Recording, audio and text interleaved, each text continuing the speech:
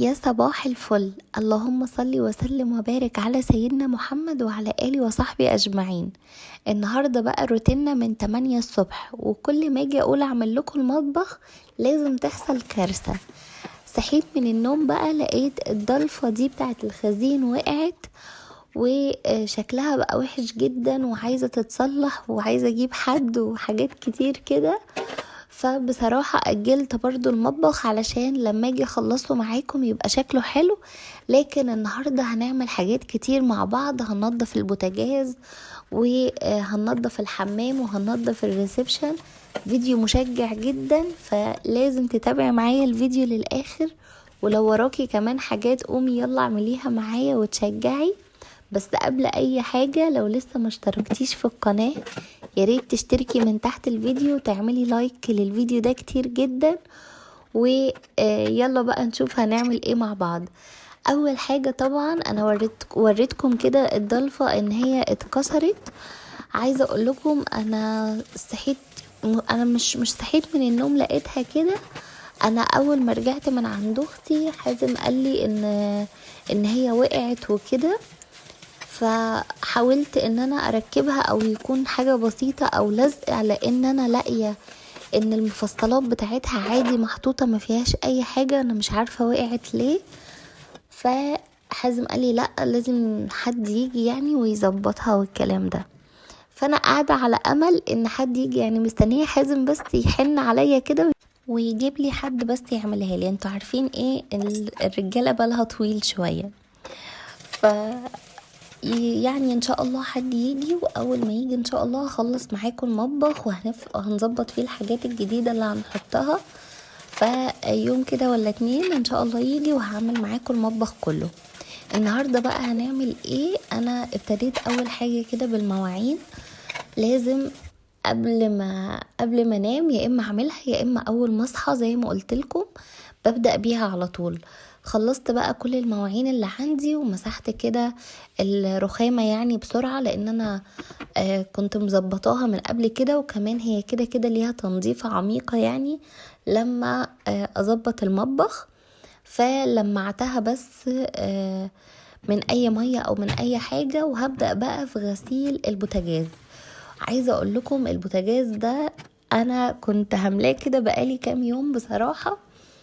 فالنهاردة قلت لا لازم كده اغسله تنظيفة حلوة. شلت بقى العيون بتاعته، شلت المفاتيح، غسلته اول غسلة دي كده علشان اشيل منه بس اي حاجة واقعة فيه او كده. ودي كانت تاني غسلة ليه، غسلة بقى ايه محترمة. غسلته، هغسل المراية بتاعته، غسلت المفاتيح.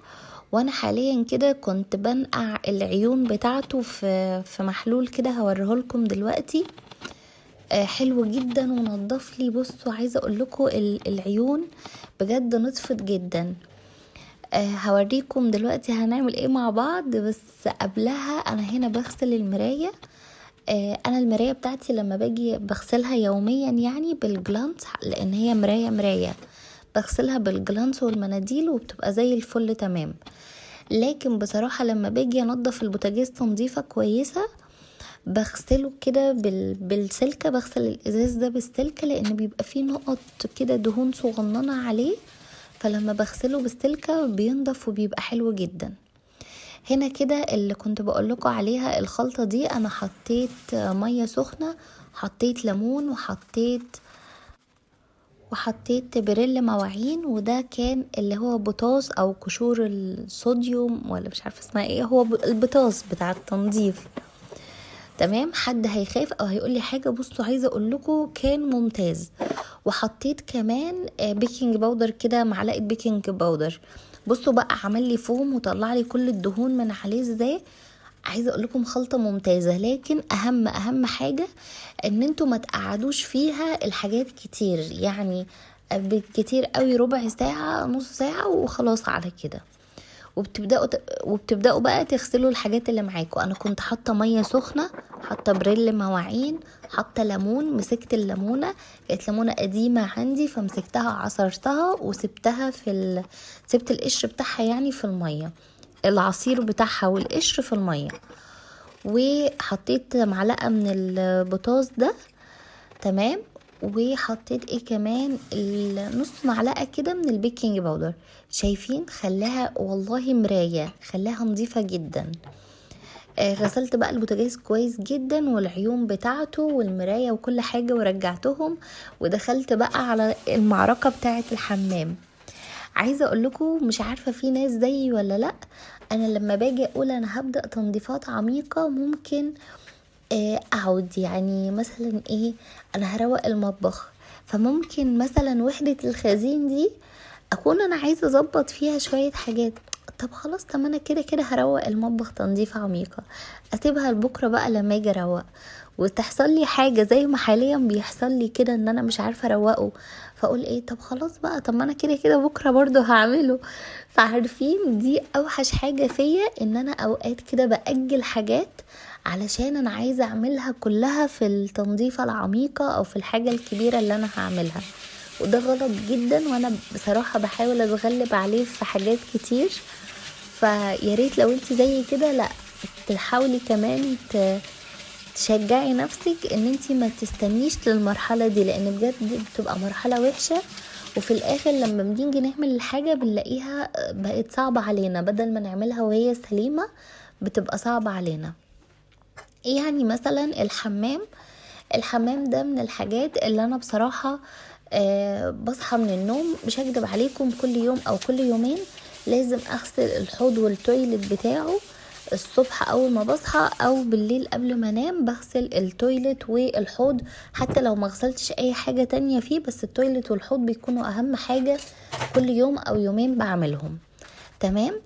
آه انا بقى قلت ايه، اما انا هنضف، يعني انتوا لسه حكيلكوا بقى، ما انا كده كده هنضف وهدخل بقى بالحاجات بتاعه المسح وهطلع وهيتبهدل، فانا ليه اتعب نفسي؟ فاستنى شويه لغايه لما لا كده، يعني ايه، دخله مثلا في اسبوع، فلا لا يعني الموضوع بقى صعب.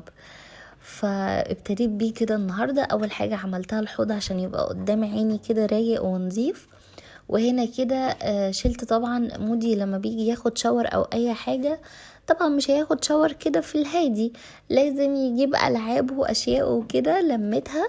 انا بعمل ايه بقى، بحط عليها مية سخنة، بحط عليها ديتول كده علشان يعقمها، بيقعد فيهم 10 دقايق، وبعد كده بنشفهم له وبشيلهم، يعني بغسلهم له من الديتول وبنشفهم وبشيلهم له بقى في الالعاب، وبيجي ياخد شاور تاني وبيحصل نفس النظام ونفس الدايرة تاني. لكن مادام اتحطوا كده في الحمام بيبقوا معرضين لأي بكتيريا أو أي حاجة، فلازم الألعاب تتنضف بعد الشاور.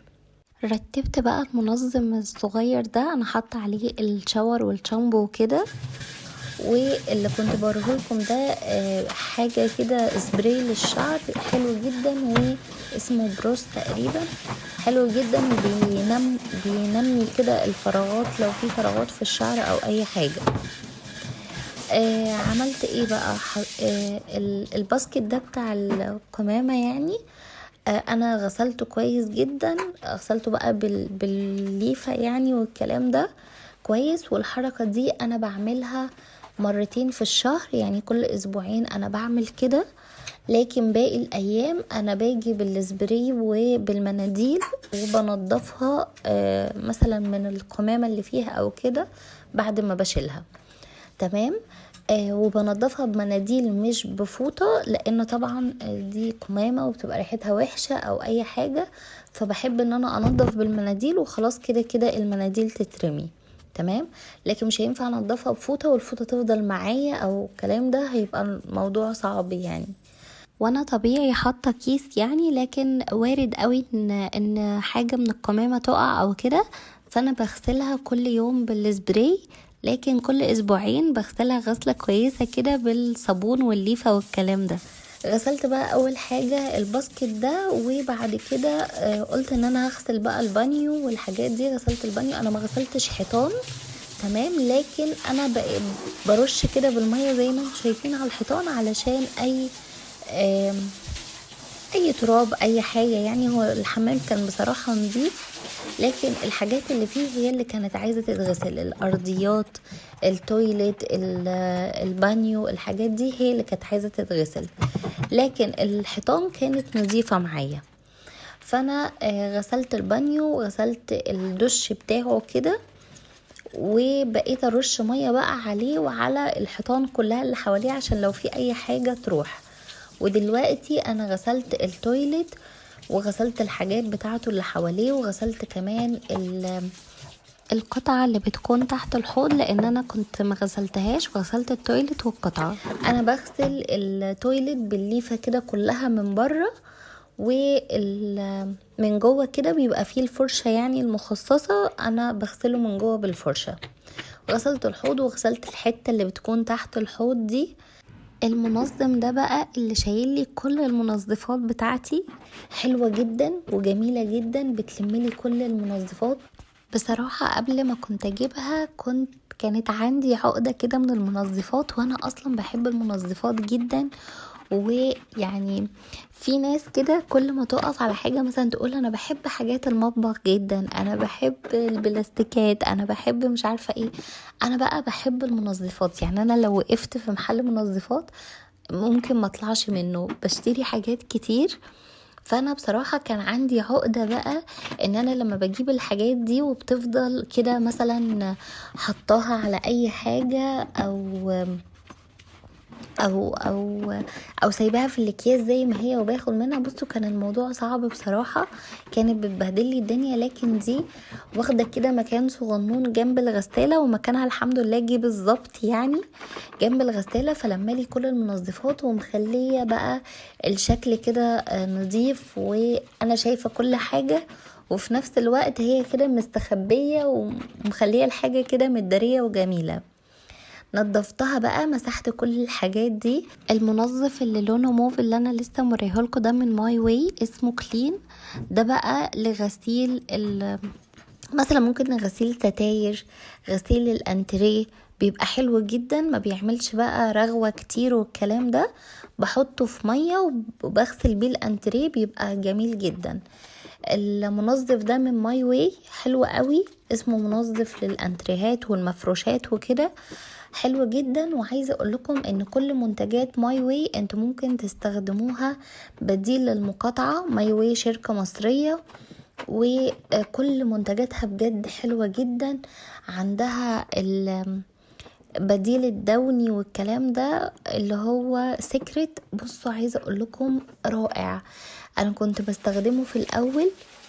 انا بقالي فتره يعني مغيره الكومفورت وكده، لكن انا حتى الايام دي مش عارفه كومفورت دي مصريه ولا لا. سيكريت دي بتبقى حلوه جدا، والله والله بدون مبالغه. انا في ستاير كنت غسلاها وكنت شايلاها بقالي مثلا سنه حرفيا. عايزه اقول لكم ان انا والله لما جيت اطلعها ريحه السيكريت كانت لسه فيها وكانت جميله جدا. والكلام ده ما كانش بشهادتي بصراحة، كان بشهادة اختي، لان هي اللي كانت واخدة الستاير دي وقالت لي نفس الريحة اللي انتي كنتي بتحطيها في الشقة القديمة انا لسه شماها دلوقتي في الستاير. وكانت فعلا انا كنت بحط سكرت ده، والله قعد سنة وريحته فظيعة.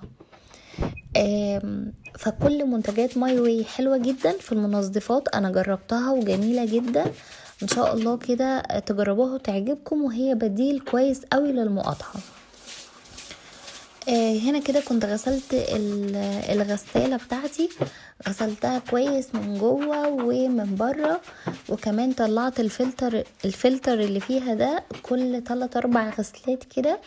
بطلع الفلتر ده وبشيل اي وبر كان فيه، انتوا اكيد شفتوا يعني بيبقى فيه وبر كده صغير من الهدوم، كل 3-4 غسلات بشيله وبنضفه.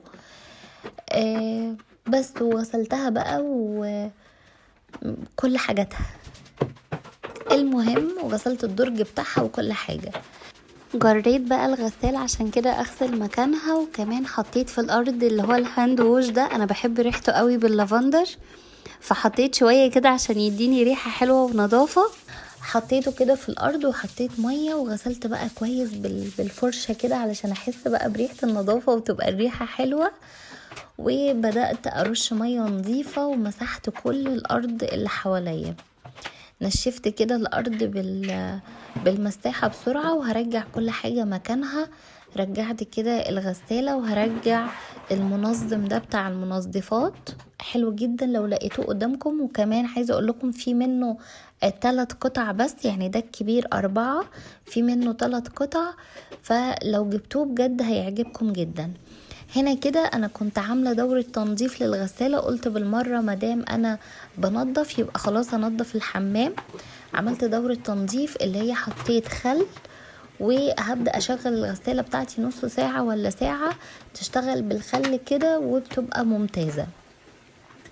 كمان قلت اعمل الشباك، حسيت كده فيه ان هو تراب، كمان ان الشباك ده مفتوح على ارض فاضية ورانا يعني، فبيلم تراب وكده.